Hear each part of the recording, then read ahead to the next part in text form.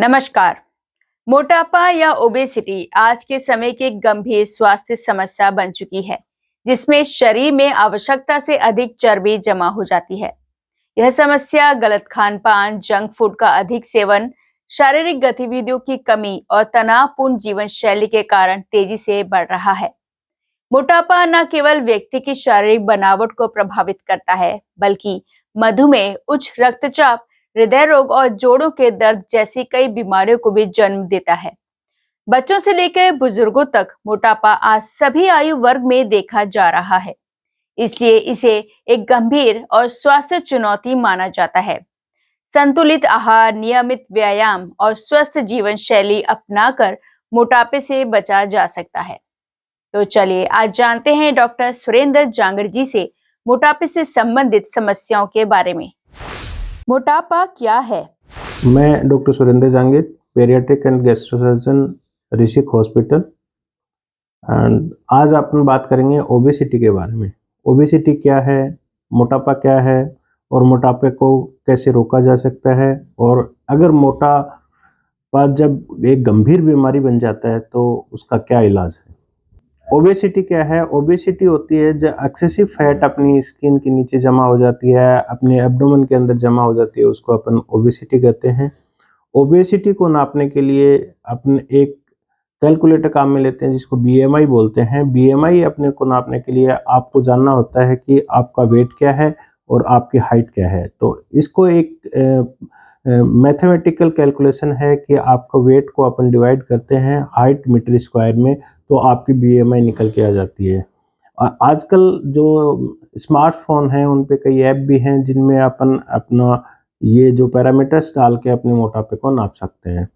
तो इससे बात हुई कि मोटापा क्या है। जब आपकी बीएमआई, जब आप अपनी हाइट और वेट से कैलकुलेट करेंगे, जब आपकी बीएमआई अगर आप 30 से ऊपर है तो आपको मोटापा है, और आपको ज़रूरत है कि उसको आपको क्या करना चाहिए, आपको कहाँ रोकना चाहिए, आपको इलाज करवाना चाहिए, आपको इलाज के कौन से ऑप्शन हैं उनको चूज़ करना चाहिए।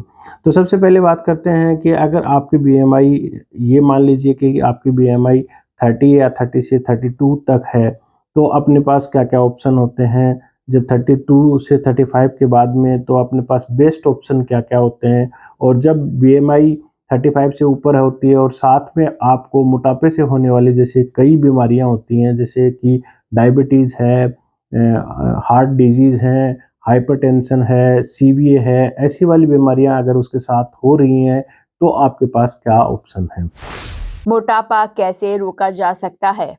पहला जो कन्वेंशनल तरीका होता है वो होता है कि आप अपनी डेली लाइफ में जैसे एक्सरसाइज है उसको इंक्लूड कर दीजिए, जिससे कि आपका मोटापा रोका जा सकता है।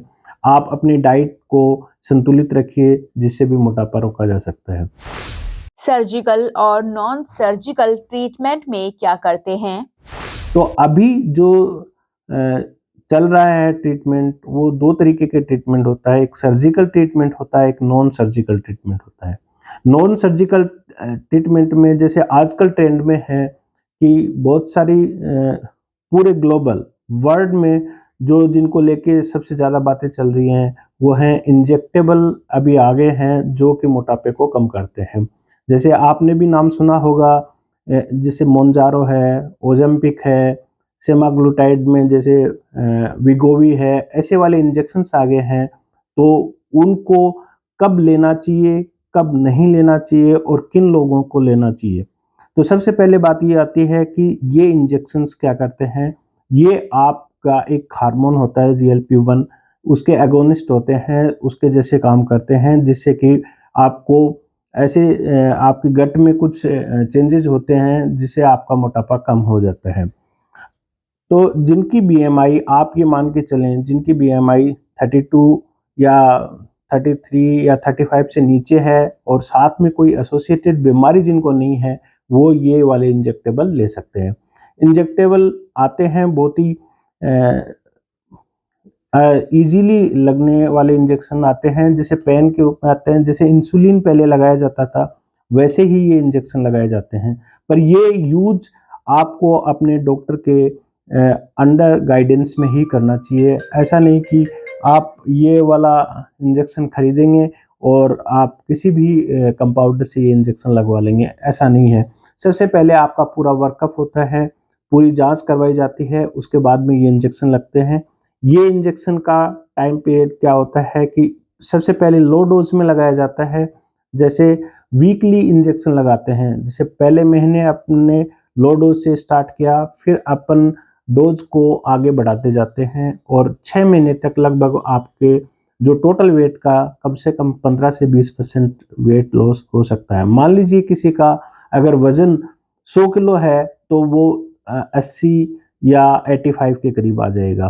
तो इससे जिसका वजन, जिसकी बीएमआई 30 से 35 के बीच में है, वो उनके लिए अच्छा और कारगर एक तरीका है। अब दूसरी बात करें, जो सर्जिकल तरीका है, नॉन सर्जिकल तरीके में एक होता है बैलून। बैलून जैसे आपने सुना होगा कि पिल्स है जो पेट में जाके फूल जाती हैं, उनको अपन बैलून कहते हैं। ये भी अलग अलग कंपनीज के अलग अलग बैलून आते हैं। तो उनको डालने से क्या है कि आपका जो स्टमक की जो कैपेसिटी है वो कम हो जाती है। उसको 8 से 10 महीने के बीच में अपन डाल के रखते हैं, जिससे कि आपका वेट है वो कम हो जाता है। ये बैलून भी अपन 2 तरीके से यूज कर सकते हैं। या तो जिनकी बीएमआई बहुत कम है, जैसे 30 से 35 के बीच में जिनकी बीएमआई है, उसमें अपन बैलून यूज कर सकते हैं। सेकंड, जिनका बीएमआई बहुत हाई होता है, जिनको अपन सर्जरी के लिए नहीं ले सकते हैं, उनमें भी ये बैलून अपन यूज कर सकते हैं। इसको ब्रीज प्रोसीजर कहते हैं कि पहले अपन ने बैलून डाला, उसके बाद में उसका कुछ वेट कम हुआ, उसके बाद में अपन डेफिनेटिव ट्रीटमेंट जैसे सर्जरी के लिए भी जा सकते हैं। सर्जरी किन लोगों को करवानी चाहिए? तो वेट लॉस के लिए जो सर्जरी होती है वो बेरियाट्रिक सर्जरी होती है। दूसरा सबसे बड़ा जो इसका फायदा होता है, वेट लॉस तो होता ही है, साथ में जैसे एसोसिएटेड जो बीमारियां होती हैं, जैसे डायबिटीज है, हाइपरटेंशन है, ये आपका कम हो जाता है इसके साथ में बेरियाट्रिक सर्जरी करवाने के लिए। बेरियाट्रिक सर्जरी उन लोगों को करवानी चाहिए जिनकी बीएमआई 35 से ऊपर है।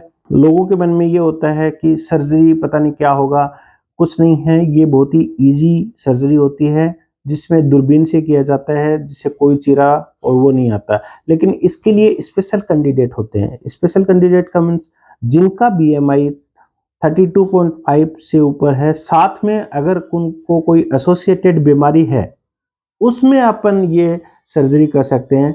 और इसके अलावा अगर बीएमआई 35 से ऊपर है और जितनी भी बीएमआई है उसमें अपन ये सर्जरी कर सकते हैं। इसके अलग अलग प्रकार होते हैं, जैसे रुएंट गैस्ट्रिक बाईपास है, स्लीव गैस्ट्रिक्टमी है, मिनी गैस्ट्रिक बाईपास है। कौन से पेशेंट को कौन सी सर्जरी की ज़रूरत होगी, ये भी आपका डॉक्टर डिसाइड करता है। तो सभी सर्जरी हैं वो अच्छी होती हैं, सभी सर्जरी कारगर होती हैं। आपका वेट भी कम होगा, साथ के साथ में आपके जो एसोसिएटेड बीमारियां हैं वो भी कम होती हैं।